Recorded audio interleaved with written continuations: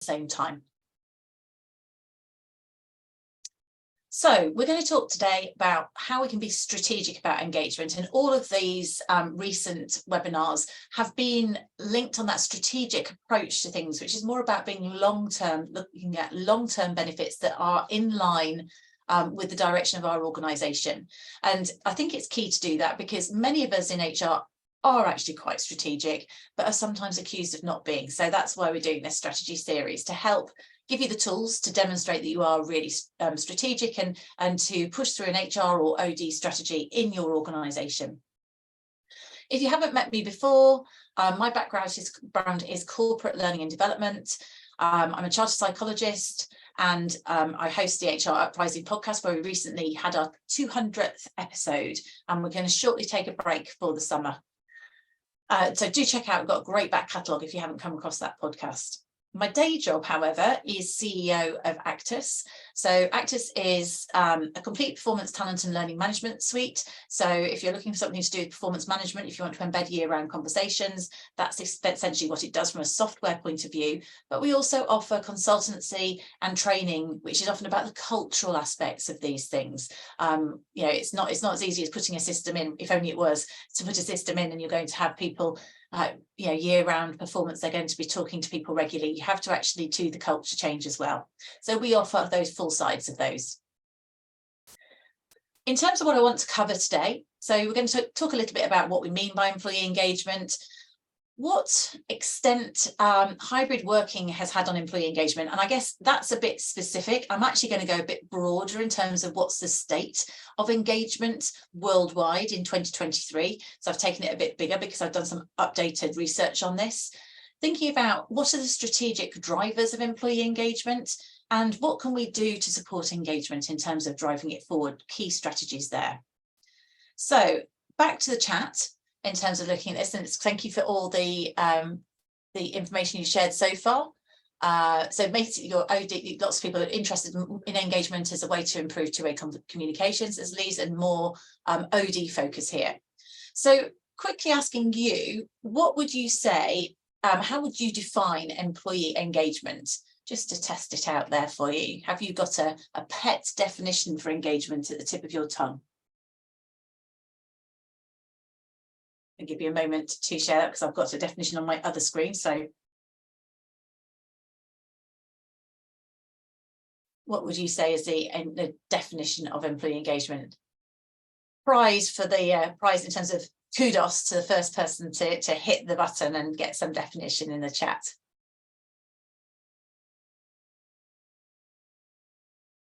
Oh, I think that's cheating, Todd, but I'll give you a thumbs up, particularly because it's first thing in the morning. Yes, you're right, Elise. You do have a report. CIPD has a few meanings, don't they? There are quite a few definitions out there in terms of this. So shall I put us out of our, shall I share the, so Emma's gone for have brought into the company its vision and goals employees are. Yes, that's really close to the Gallup one, which is the third one on the list I'm going to share here. So defining engagement, as Elise is saying, if you look at the CIPD, there's a variety of ways in which it's defined. And they say it's absolutely, we need to, the well-being aspect that I alluded to in the learning objectives is where the CIPD says that burnout is the antithesis of engagement. We have to make sure that people are doing things that are sustainable. They've got the energy to keep motivated to be engaged. If you're absolutely exhausted, however much you buy into your job, you're not going to be engaged. So part of it is about the level to which we might be engaged in our personal roles. So talking about that as emotional, cognitive and physical connection to our work. So, you know, we're in the flow of work, we believe in what we do, we believe sort of from our heart that it's the right thing to do, we believe mentally it's the right thing to do, and we're prepared to put the energy into it. So really, really want to do the best we can within our job and our work that we're doing. So that's sort of personal role engagement. And then talk about more, so that's very much your personal identity, maybe in sense of purpose with it. Then you've got sort of work engagement. Let's talk about that in terms of your vigor. So if you're actually, that would be where you're in the flow of working in the moment. So your level of dedication and how absorbed you are in your day-to-day work activity. So role is where I've got personal purpose, which is a bit like the one that Emma's saying there, where I'm kind of bought into the vision and goals. I feel connected to where we're going, so I'm engaged from that point of view. And if I also have like I'm getting stuck in, I'm fully engaged and doing everything I can, that would be work engagement. The most common and the easiest definition of engagement is the one which is the Gallup one here, which is the willingness to go the extra mile for the company. So it's where essentially we are prepared to put in discretionary effort to go the extra mile for the company. Now, that's kind of I guess the indicator that someone is engaged, but probably those the emotional, cognitive and physical connection to our work and the dedication and absorption, those would precede that apparent visibility where we're going the extra mile. The bottom line is, however we define it, it's really, really important.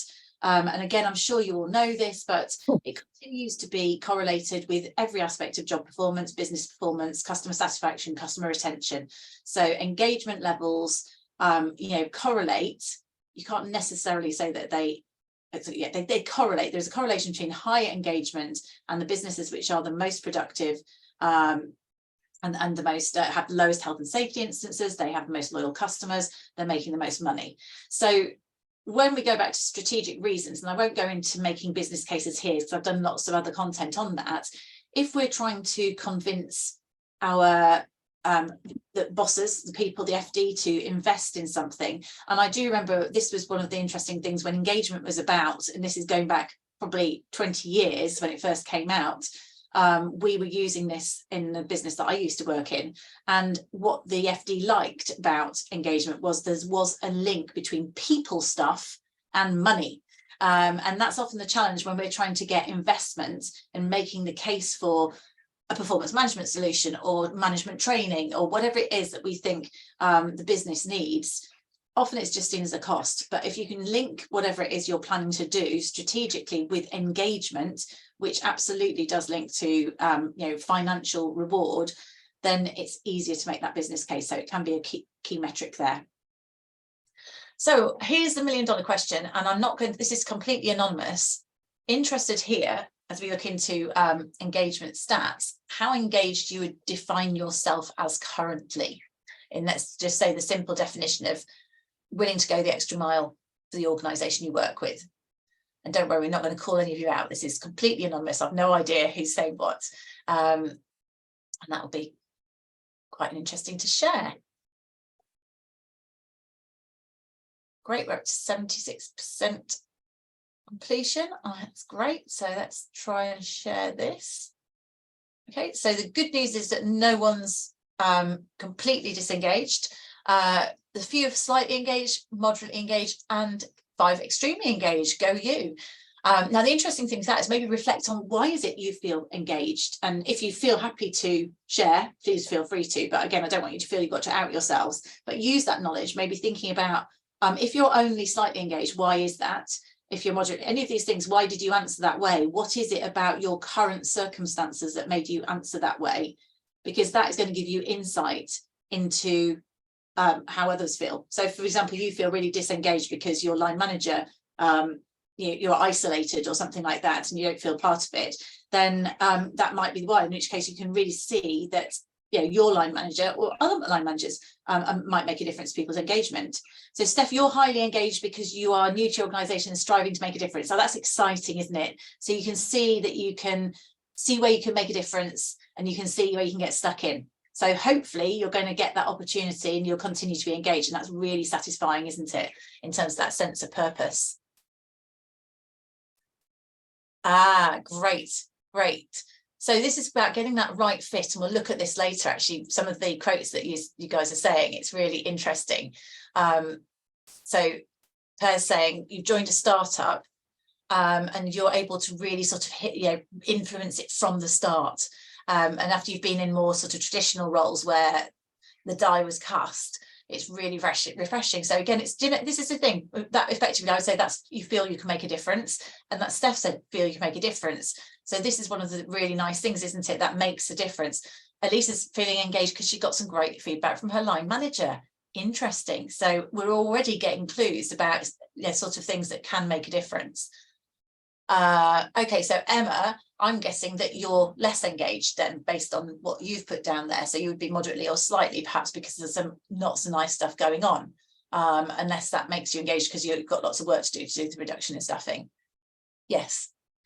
So you can totally see. So if that sort of thing's going on in your organisation, and actually we can think later as whether it's just within our organisation or whether stuff outside the organisation has an impact on how engaged people feel, that's an interesting aspect. But yeah, so feeling empowered to be able to implement changes and actions. So those are the keys to engagement. You're actually already telling us the answers. So what engages you will engage other people in your organisation. The challenge is, how can you enable people other than yourself, to if you don't line manage them, to feel engaged? So this was just a quick, I've left this one in because I've done a similar poll for, I'm just curious as to, but I'm not really sure that this is going to be so relevant now. In fact, I'm not going to do it because I think it's we've gone more about real stuff where we are now. I'm going to skip that poll. So as I talked earlier, engagement is a key predictor of job performance. And all of these things that you're talking about there, if we're in a situation where there's uncertainty, people are leaving, feels difficult, that's going to feel disengaging, and that could have a knock-on on job performance in terms of, and people, it's harder for people to have the energy. And they're saying that CIPD quote that I mentioned earlier, which was burnout is the antithesis of engagement. If we're feeling tired, stressed, our well-being is low, we're worried for other people, we're worried because of our cost of living, our mortgage has just got, my mortgage rate's just got my monthly alerts that my mortgage has gone up again today. All of these external stresses as well can wear us down, and that can impact on our engagement at work. So it's important. So it's always been important. It has been around 20 years. Why would we be bothered about it now? Well, I thought it was quite interesting to investigate the state of global workforce in terms of engagement. And my question to you, answer in the chat. If I was to tell you that, oh no, I've got a bit of no, I'll share this and I'm going to ask you a different question. Sorry, I'm being really indecisive, aren't I? I was going through the state of the global workplace report that Gallup do annually. So this is the 2023 figures. And actually, if you can look at this graph, you'll be able to, you can actually go, I put the link, it'd be easier for you to link. It's actually an interactive graph, which obviously I can't do here because it's a screenshot. But the dark green are people who are highly motivated, highly engaged. I'm curious as to where that place is there, somewhere in Africa. So North America is quite engaged. Places around here, and this is, in fact, where let's work out. Yeah, so you're highly engaged. Todd, does this make sense to you as you're over there in the dark green? Are you feeling highly engaged over there? Does that reflect America for you? Because America is looking really engaged, basically. The UK, on the other hand, is practically yellow, so we're really right down at the bottom, and the whole of Europe isn't great.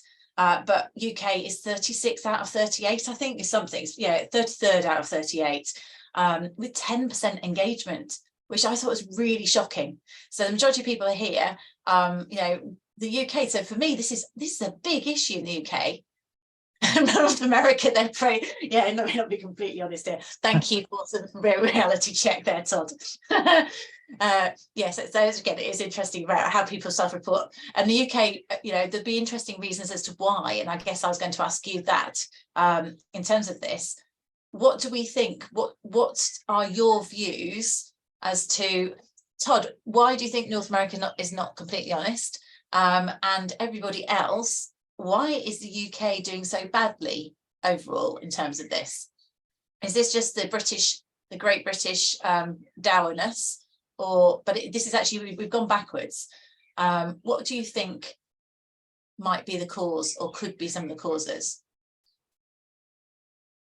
And feel free to put the chat. And actually, I have only got, there's a smallish group of us here, about 15 of us. So if anyone wants to unmute, feel free as well. I'm in the UK. Can you hear me? Okay. Yes. Hello. Yes, it's Claire. Yeah, hi. I think it's got a lot to do with macro factors, so things that are going on outside our control. So we've got a cost of living crisis, we've got the impact of Brexit, we've got a catastrophic Tory government. I mean, look at all the stuff that's going on in the political arena. We've got inflation sky high, not coming down anytime soon, mortgage rates going up, as you've just said, massive uncertainty, renters being infected. I think everywhere you look, everyone's having a really hard time financially, and I guess that makes it quite hard to separate what's going on externally from the workplace, because as we know, people bring their whole selves to work, so they'll be worrying about the food bills, the electricity. I forgot about the electricity, you know, the rise in utilities, there's that as well. Mortgage rates are going up, etc., etc. When we look at our leadership, it's just chaos with the Boris Johnson resignation honours and that report into his behaviour. All of that's going on. And I think that's just probably contributing to this feeling of doom and gloom. And I think we've got another interest rate going on here. So I don't think we can kind of separate people from that huge impact of stuff going on externally. So it's quite waffly, but I think you probably so I nearly put a slide with a load of those things on, and that's my gut feel. It's certainly we don't operate in isolation, do we? Really don't. No. And all of these other things that are going on, and also there's no light at the end of the tunnel yet either. That's the thing. So that, you know, interest rates, inflation is still sky high. So how long will this go, and how long can we survive? So it feels really anaerobic. Thank you very much for sharing. And if anyone else wants to say you agree, yes, at least it's sunny, Anna. Sunny. Yeah. Let's call you Pollyanna. Well done, Anna. Totally. It's sunny. At least we've got some good weather now, but hey, it'll probably be a hose pipe ban soon. So Taylor saying post-COVID impact to people. Yeah, all of those. I mean, that to what degree, guys, question again for the chat, or if someone wants to unmute again. What's your sense? I don't know where you are in terms of people coming back into the office or not.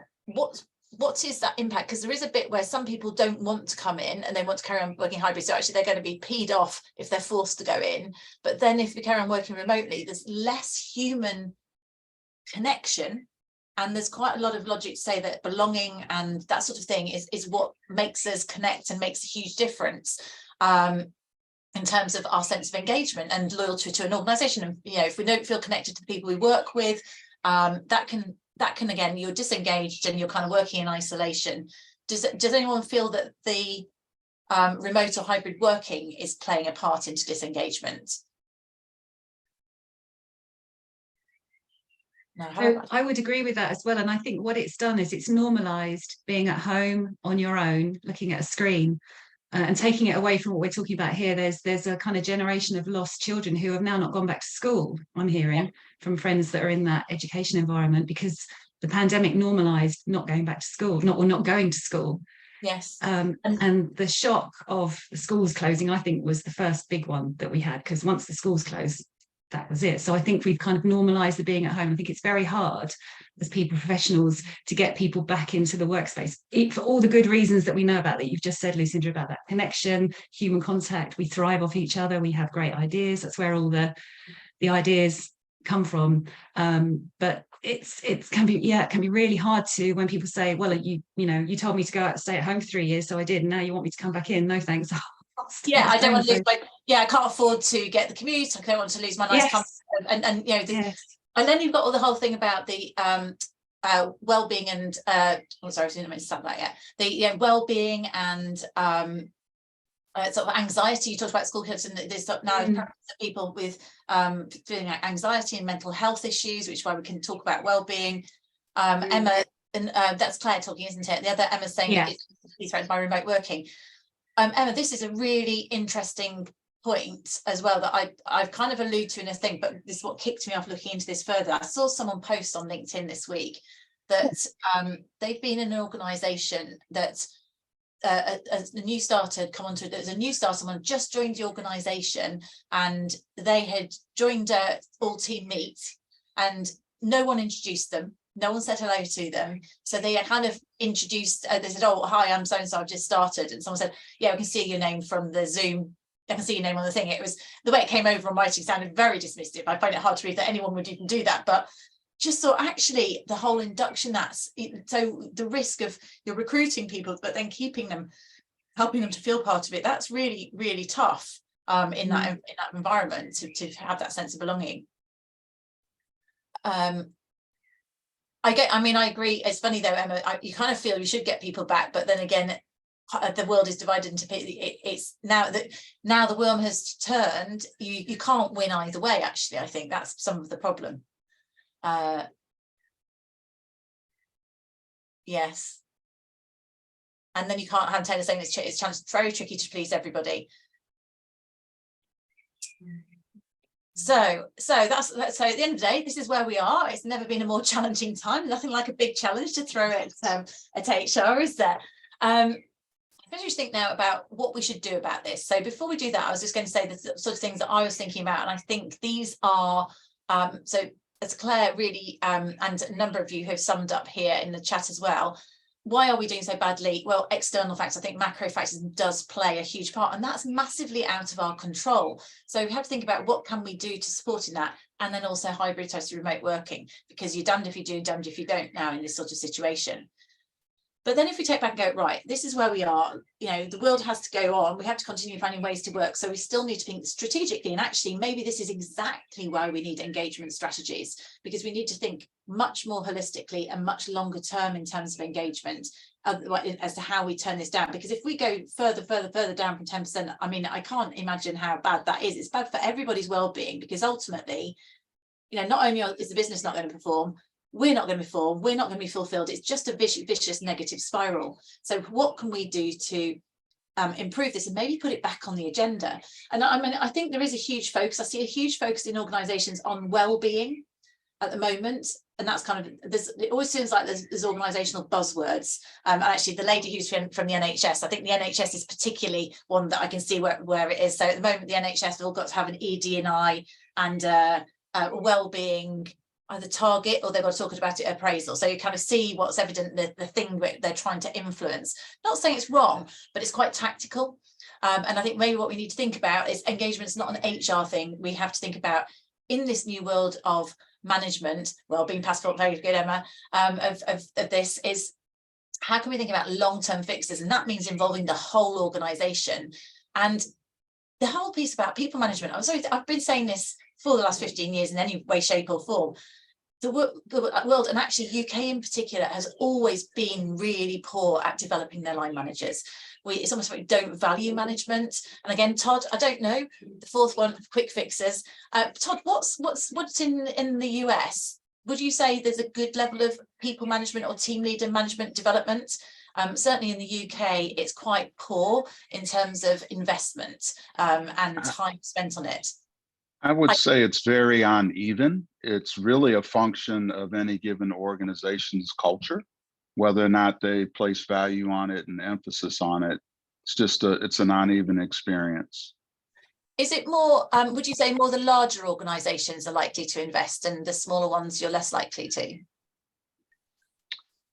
Well, intuitively, you might think so, because the larger organizations in theory would have the resources to do so. I think it's more a matter of whether it's a medium, small, or large organization, sort of what leadership values and how they see the line managers fitting in the strategic vision and driving the business. Thank you.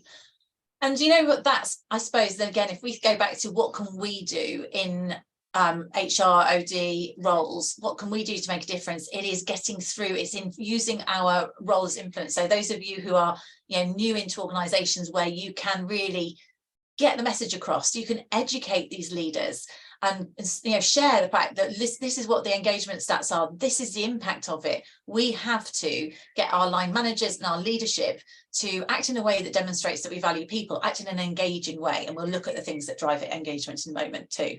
So those are the things. It's quick fixes. It's not quick, and also convince them that they've got to get behind it for the next 3 to 5 years. You know, if we're going to keep people engaged, if we're going to get out of this for the long term, it's an investment. It's a cultural investment. For me, it very much fits with having an engaging culture. Managers that engagement is just naturally what we do around here, as opposed to something that you do tactically to solve something. So I'd add as well, I think it's really important that we are the role models for this, so we lead this. So it's not just do what I say, but do what I do. So even if that's just making a difference to one person by being the person that does introduce the new recruit on the screen to everyone, you know, I think sometimes our sphere of influence just needs to extend to making a difference to one person that day. That sometimes could be enough for that situation. So if we can role model it and demonstrate what engagement looks like and sounds like, then that's at least something we can do. Where, you know, to your point that we can't control all those external factors. Absolutely. And what you just said there in terms of, if you're the one to introduce them on there, that's fabulous, isn't it? Because that's not just influencing them, that's actually influencing everybody else because they see you do it. Now, of course, if we're in HR, the risk is they think, oh, that's okay, because that's HR's job to do it. So even more is, how can we go message someone else, are you going to introduce your promoter, or give some feedback to a team afterwards? Be really brave, and you know, if we sit around a management meeting and realize that someone didn't get a word in edgeways or no one introduced them, you know, in a nice but courageous way, call out our leaders. Say, this is really what we need. That's really poor for engagement. So absolutely, that is role modeling, and it requires us to be really brave, brave leaders, and in terms of change there. If anyone else wants to say anything or anything, just feel free to put your hand up or chat or anything like that. So in terms of here, I was going to get you to put this in the chat here. So what would you say drives engagement for you personally? So I've got some Blue Peter answers on the next slide in terms of what the research says, but I'm interested yourself, if you think what engages you, because a number of you felt engaged, and I kind of get the fact that we got making a difference. Some of you said someone's got some good feedback, so that obviously those helps make you feel engaged. Maybe those are sort of, it's interesting here as you think about what's a long-term engagement and what's short-term engagement. So it's about making sure that that feels that's something that's sustainable. But what do you think is the difference in terms of something that would make you feel really engaged in a role or an organization? If you're not feeling so engaged, what would make you feel more engaged?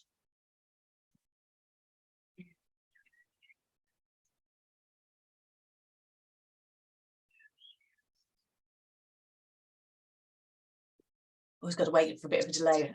I have faith that you're all typing busily out there. If anyone wants to speak, feel free as well. Interesting work, says Emma, seeing the results of initiatives that you've led. Yeah, so again, you're making a difference, being thanked, little things like that, someone saying thank you and recognizing. It's, I used to train people, and one of the courses I used to run is the 7 Habits of Highly Effective People, which is one of the most rewarding courses ever to deliver. And I still, 20 odd years later, if I had someone tag me on Facebook or LinkedIn saying, this was still to this day the best course that I ever went on, such thing, and you go, oh wow, that's really amazing to have long lasting things. So being able to do something where you feel that that's the case. Thanks, Todd, if you got to disappear. Really nice to have you join. So Claire saying alignment with my values and those of the organisation. Absolutely, alignment with your values. So if this is this sense of belonging and also something playing to your purposes, clarity of purpose. Absolutely. I'll keep an eye for any others. So I'm going to just pop up here the official line in terms of this. So this is me taking some information from Gallup and other sources. So CIPD, they're not the only place to do research. And obviously they have a vested interest because they have a super expensive engagement survey. So what they would tend to do, what we tend to have here is this sense of purpose. So I can see this coming through there. So that clarity of purpose, Claire said in there, and there's someone agreeing there. So for us to feel long-term motivation and satisfaction, you need to feel that there is a sense of purpose to what you're doing. And it is likely to align to your values. An example for me was I used to work for a pharmaceutical company, and I used to think, oh, I could really buy into that because you're helping make people better. Or I kind of felt that at the time. I now think we were probably robbing the NHS, but at the time I believed in it very much. And then I went to a telecoms business. I found that much less purposeful from an overall point of view, but then because I was in more interesting learning and development work, I was helping people grow, so that was my sense of purpose. So it had to be something that connects for you in terms of that. So some of that's about having the right fit of organization, having these good quality conversations. So support, at least saying about it, people support, getting quality timely feedback. So if someone says thank you, get some quality feedback. Now, how frequently do we need to have those conversations with people for them to feel engaged on this ongoing basis? Feeling supported by the line manager is really key. And then we've got trust, autonomy and empowerment. So some of that is where people don't want to let go of remote working because they've got autonomy. And so there's this piece now, and then they feel like they're being pulled back in. It's going to be micromanagement. So actually that freedom, a lot of people really value the autonomy to get on, but there's a balance between autonomy and people being completely independent, I guess, and not connected at all. Opportunities to learn and grow continues to be something, and having those having that access to development in line with where you want to go. Focus on strengths. So making sure you've got round pegs in round holes. If you feel you're in a job that doesn't play to your strengths, that's not motivational. If too much of your job, I mean, we all have to do things that we don't love, and some of that helps us grow, but too much of that is not necessarily going to be beneficial. A sense of belonging or fit with the culture. So this, for me, I think is something that is interesting with the remote working, because how do we sense our culture? Have we got, you know, that sense of belonging is harder to access. You have fewer opportunities to do that, or it's easy for you not to. It's easy for people to opt out of these things, even though they might really get a huge amount of value out of being face to face. They might, you know, it's a bit inconvenient, they can't really be bothered to leave their cozy home office and go and have that meetup. So how, and then you have this risk of isolation. And the reality is there are some people who are just naturally going to be more engaged than others. They've just got this, you know, that inner drive, resilience, sort of want to get on with it, and some are less that way inclined. So there is a little bit there which will also have an impact. So that's those are some of the official ones that I've got here, and I just thought, I think on this poll I put it up for him because I'm going to try and put it up again because I put it up too early. I was just reminding. Oh, you've all completed it. Has anyone not had a chance to do this poll here? So I had it here to give you the option. What drives engagement most in your opinions? So if anyone else hasn't had chance, please feel free and let me share your results. So I think we've got almost 75% participation. End poll, share results.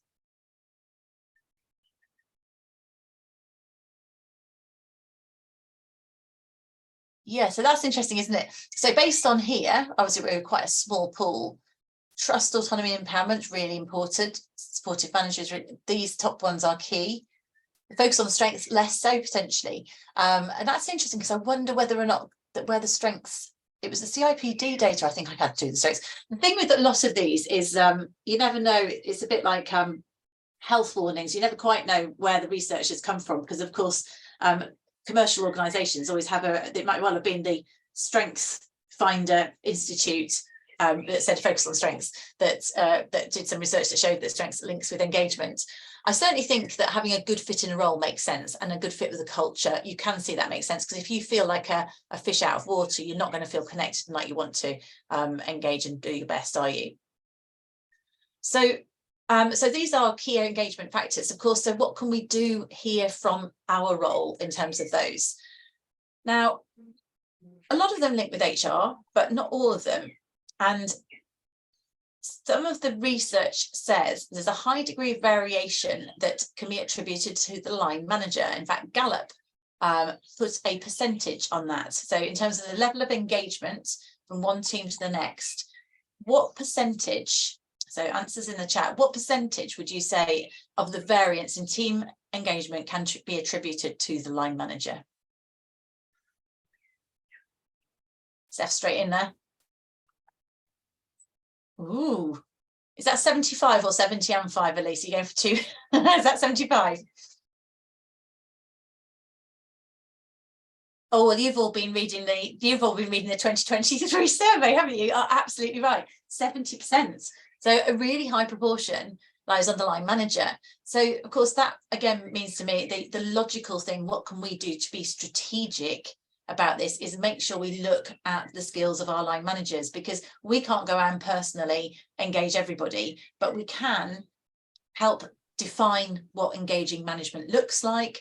We can ensure that managers have got the skills and direction and role modeling to act in an engaging way. We can set the expectations. If people are working remotely, what's the expectation around face-to-face connection, one-to-ones, those sort of things. So we can still define parameters of what good engaging people management looks like in a remote environment. So there's sort of things that we can still do, but it's about, for me, I think if we want to drive engagement, the logic here is it's about leveraging our line managers and making sure that they're doing the best job possible. Of course, making sure they feel reasonably engaged themselves, I guess, to know that that's the right job. And part of it is making sure you've got the right people in the line managers' jobs. So a few thoughts in terms of long-term strategies for engagement, which is the overall topic that we're talking about here.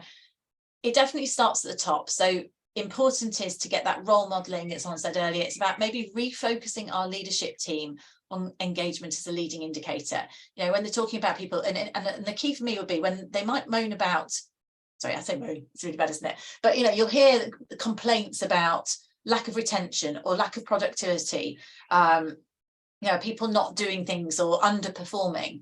But any of these things, if you look back at what does this link to, it will link to, a lot of it will link to the productivity or retention is likely to link to engagement, and underperformance, well, that's going to precede someone leaving or otherwise. But why are they underperforming? Because they don't understand the purpose of their role, or they haven't been given feedback, they haven't been managed properly. So all of those things are actually directly affected by the line manager. You know, someone isn't performing, well, do they know what's expected of them? Are they having regular feedback? Have they been set goals and objectives? Does the manager have regular one-to-ones with them? Is there straight talking, or is it, you know, have they been brought in brand new and they're working in isolation and don't know how they're doing? So making sure that the leadership team realizes that engagement is a leading indicator, and sorry, that's a bit jargony, but a leading indicator, it's the leading indicator of the balance sheet. So if you look at the balance sheet, your financial results that the FD does everything by is actually a lagging indicator.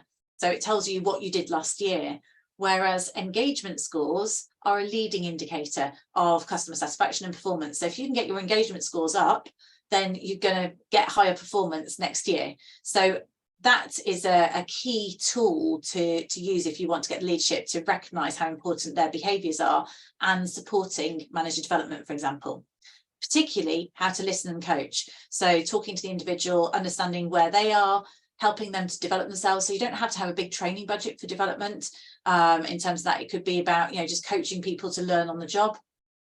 It's also about reflecting on the overall culture in terms of leadership and management, and being prepared to challenge it. So if it isn't inclusive, if there aren't good sort of consistent behaviours around people management, maybe it's worth making changes and challenging it, or resetting when you're in this virtual environment.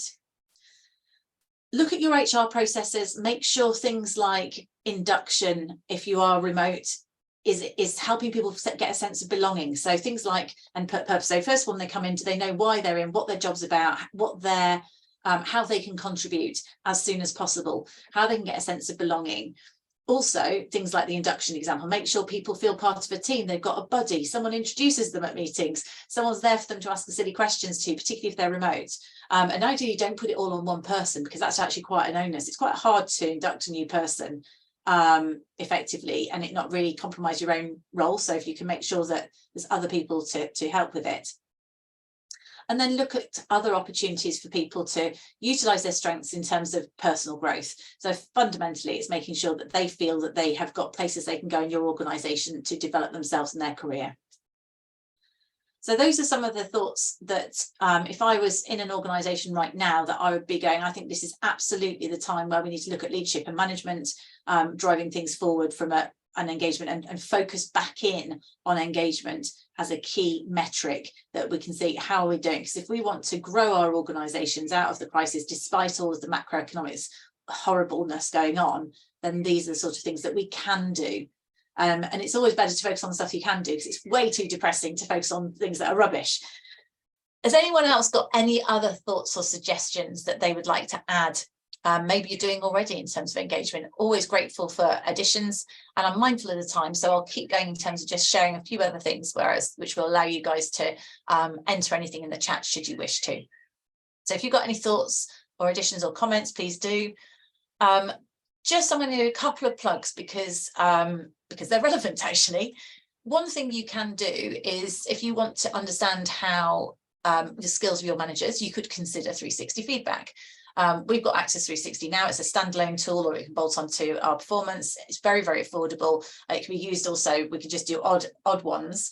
But I've got a number of questionnaires in there, and one of them is in one called Engaging Manager. So I've always had that there, where it looks at the behaviours of a manager who is highly engaging. So let's say you wanted to do an assessment of your leadership population or your managers. 360 tool would be really useful, because you're actually getting real feedback, not just on you're getting self-assessment and actually feedback from their direct reports as to how engaging they are. So it talks about things like, do people set objectives? Do they talk regularly? Really good insight. And it's great to, of course, do an engagement survey, which we can also do that in the same tool. You can do an engagement survey, but all that does is tell you where you are. Whereas this tells you who's delivering engagement and who isn't. And it means you can more obviously move it forward. So if you weren't aware of that, if you consider a 360 tool, please do consider Actus. And you've got the 360. And the other one is we run management training courses all through COVID. I was running open courses. As we know, people are going more face-to-face now. I'm now only doing I'm only doing in-house training for people who management development training. But there's been quite a lot of interest. I've had a few people ask, are you still doing the open courses? So I'm revamping what it is that we do in terms of which was our management essentials course with much more of an engagement emphasis. And we will do one open course in September. So I'll be establishing the dates at the moment.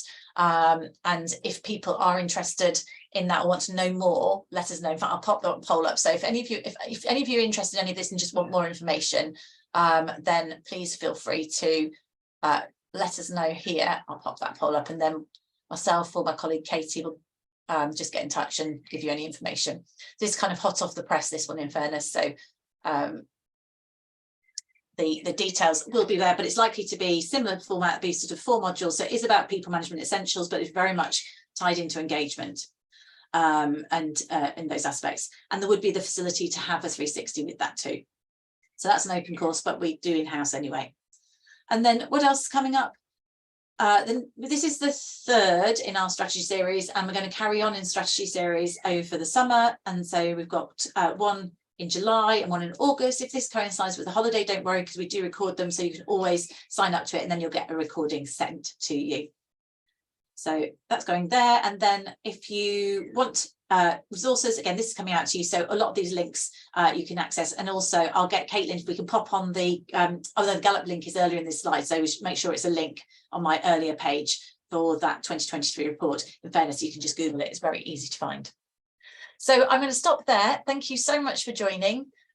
Really appreciate I really appreciate the interaction, a highly engaged audience. I did think halfway through it, isn't it great? This is the topic of engagement, and I think you've been a really engaged webinar crew. So thanks for joining. Hope to see you on future ones. Do get in touch if there's anything we can help you with. And if you've registered interest, we'll get back to you. Cheers, guys. Have a great day. Thank you. Bye. Cheers. Bye-bye.